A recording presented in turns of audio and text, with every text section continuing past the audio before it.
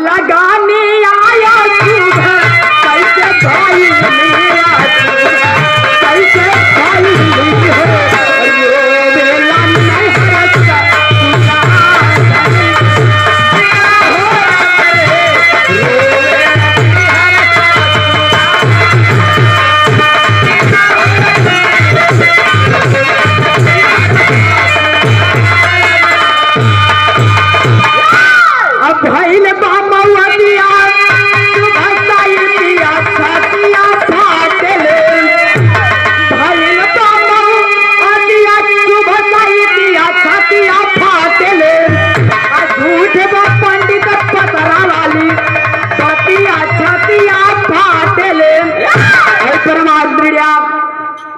त्रिभुवन भैया की ओर से 100 रुपया का प्रदान। जय भीम जय भारत।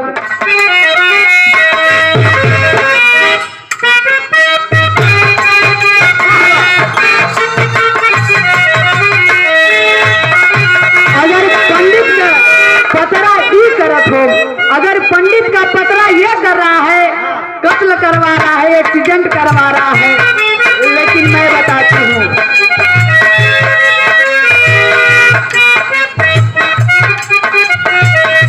बनल राही का करी पतरवा भैया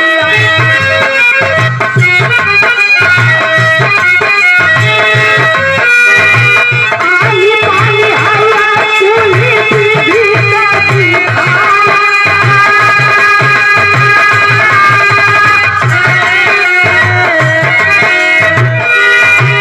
बिना पंडित तेरा दिल के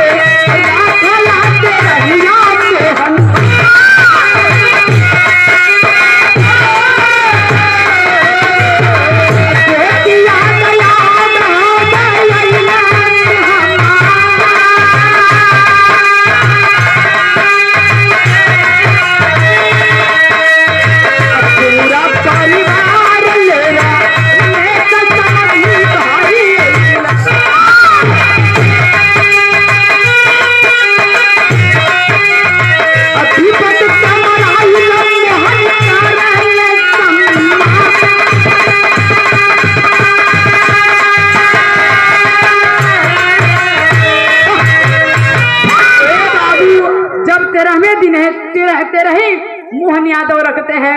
उसी में लड़की के पिताजी और लड़की के माता भी आती है। रात में कार्यक्रम निकाल कर जी लड़की के कहाँ कहना देखा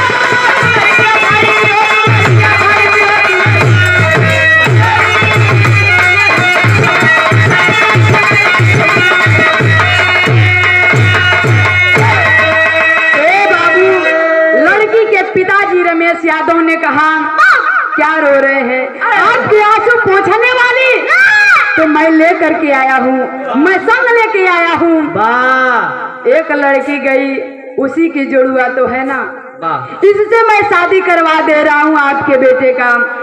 ए बाबू, हृदय एकदम सबके गदगद हो गई है।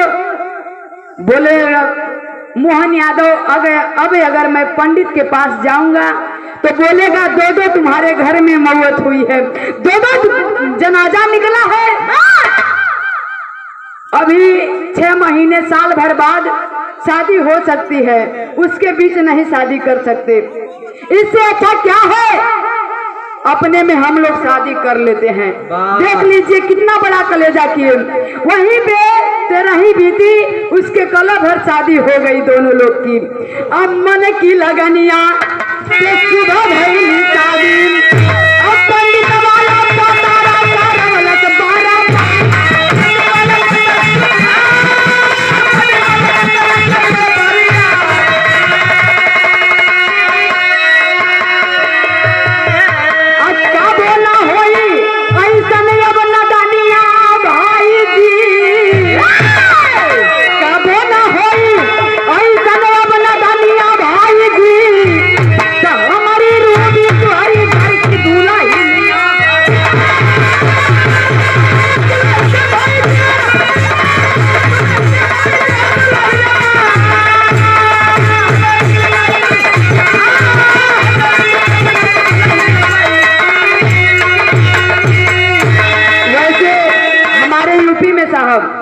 लोग बोलते हैं कि दुइये बिरादरी पगलाइल हो। एक थे चमार बिना साहित्य को बिना पंडित के शादी करला, एक थे लोग बहुत कहलन कि दुइये बिरादरी ते पगलाइल हो कि नन के पंडित या पतरा से कोनो लेन देन ना हो। पतरा जब ये घटना करावत है तो कहीं और कहीं को जाके खतरा करा। यही से लोग बतावलन कि अब लगनिया में लोग बिजी का यही से कहाला भला बाभन से जमार हो, काम घर बन जाए तो बाभन से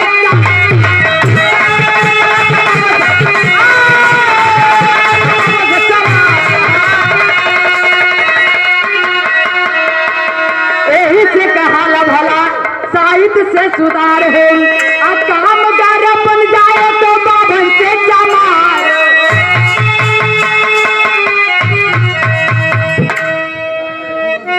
पाखंडवाद में भुलाई सारी दुनिया भाई जी, आज ब्राह्मणवाद से हमारा समाज जकड़ा हुआ है। पाखंडवाद से भुलाई सारी दुनिया भाई जी, तो हमारी रूपी तुम्हारी घर की दुल्हन